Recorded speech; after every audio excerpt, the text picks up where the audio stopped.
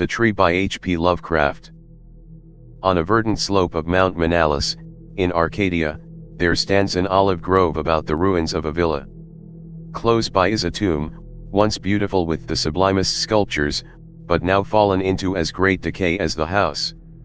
At one end of that tomb, its curious roots displacing the time-stained blocks of Penhelic marble, grows an unnaturally large olive tree of oddly repellent shape, so like to some grotesque man, or death-distorted body of a man, that the country folk fear to pass it at night when the moon shines faintly through the crooked boughs.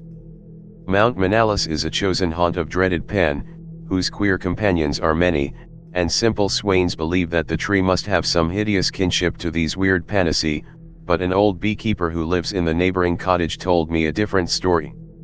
Many years ago, when the hillside villa was new and resplendent, there dwelt within it the two sculptors Kallos and Musids. From Lydia to Neapolis the beauty of their work was praised, and none dared say that the one excelled the other in skill. The Hermes of Kallos stood in a marble shrine in Corinth, and the palace of Musids surmounted a pillar in Athens near the Parthenon. All men paid homage to Kallos and Musids, and marveled that no shadow of artistic jealousy cooled the warmth of their brotherly friendship. But though Kallos and Musids dwelt in unbroken harmony, their natures were not alike. Whilst Musids revelled by night amidst the urban gaieties of Tasia, Kallos would remain at home, stealing away from the sight of his slaves into the cool recesses of the olive grove. There he would meditate upon the visions that filled his mind, and there devise the forms of beauty which later became immortal in breathing marble. Idle folk, indeed, said that Kallos conversed with the spirits of the grove, and that his statues were but images of the fauns and dryads he met there, for he patterned his work after no living model. So famous were Kallos and Musids, that none wondered when the tyrant of Syracuse sent to them deputies to speak of the costly statue of Tic which he had planned for his city. Of great size and cunning workmanship must the statue be, for it was to form a wonder of nations and a goal of travelers. Exalted beyond thought would be he whose work should gain acceptance, and for this honor Kallos and Musids were invited to compete. Their brotherly love was well known, and the crafty tyrant surmised that each, instead of concealing his work from the other, would offer aid and advice, this charity producing two images of unheard of beauty, the lovelier of which would eclipse even the dreams of poets. With joy the sculptors hailed the tyrant's offer, so that in the days that followed their slaves heard the ceaseless blows of chisels. Not from each other did Kallos and Musids conceal their work, but the sight was for them alone. Saving theirs, no eyes beheld the two divine figures released by skillful blows from the rough blocks that had imprisoned them since the world began. At night, as of yore, Musids sought the banquet halls of Tasia whilst Kallos wandered alone in the olive grove. But as time passed, men observed a want of gaiety in the once sparkling Musids. It was strange, they said amongst themselves, that depression should thus seize one with so great a chance to win art's loftiest reward. Many months passed, yet in the sour face of Musids came nothing of the sharp expectancy which the situation should arouse. Then one day Musids spoke of the illness of Kallos, after which none marvelled again at his sadness, since the sculptor's attachment was known to be deep and sacred. Subsequently many went to visit Kallos, and indeed noticed the pallor of his face, but there was about him a happy serenity which made his glance more magical than the glance of Musids, who was clearly distracted with anxiety and who pushed aside all the slaves in his eagerness to feed and wait upon his friend with his own hands. Hidden behind heavy curtains stood the two unfinished figures of Tic, little touched of late by the sick man and his faithful attendant. As Kallos grew inexplicably weaker and weaker despite the ministrations of puzzled physicians and of his assiduous friend, he desired to be carried often to the grove which he so loved. There he would ask to be left alone, as if wishing to speak with unseen things. Musids ever granted his requests, though his eyes filled with visible tears at the thought that Kallos should care more for the fauns and the dryads than for him.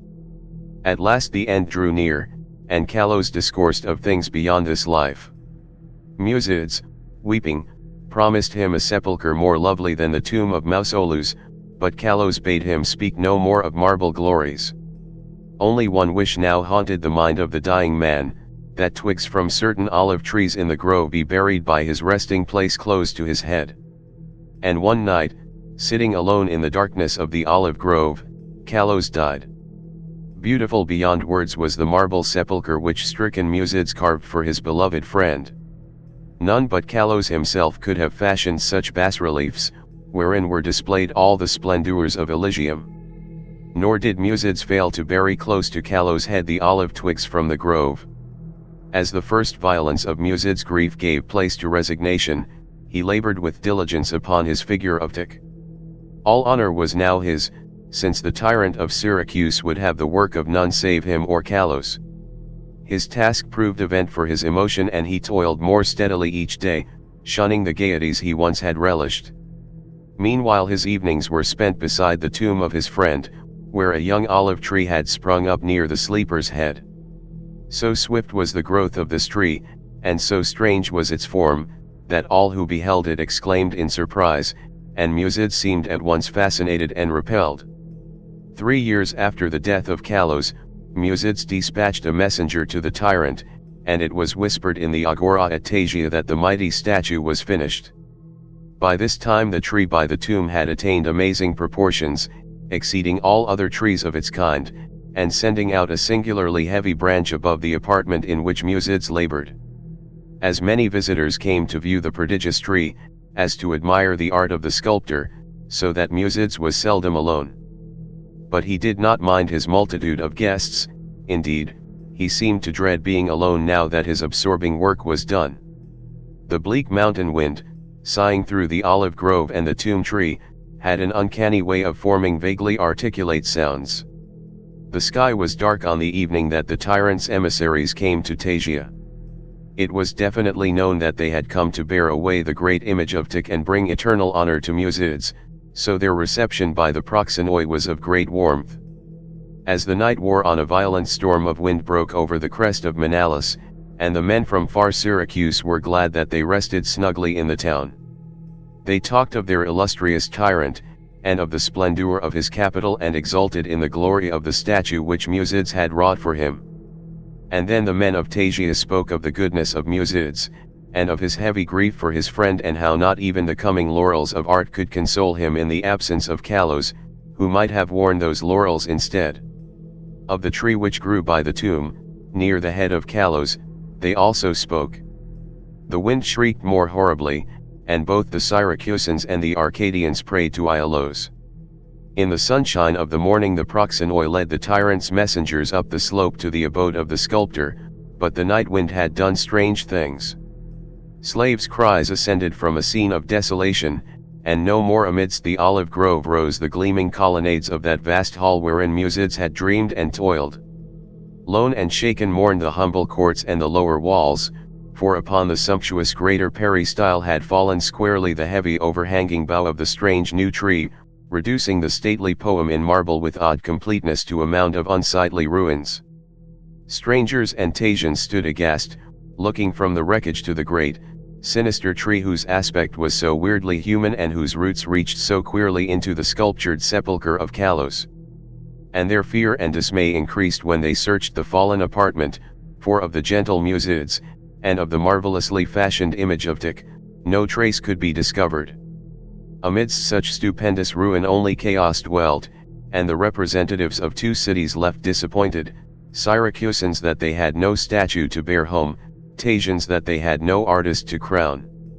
However, the Syracusans obtained after a while a very splendid statue in Athens, and the Tasians consoled themselves by erecting in the agora a marble temple commemorating the gifts, virtues, and brotherly piety of Musids.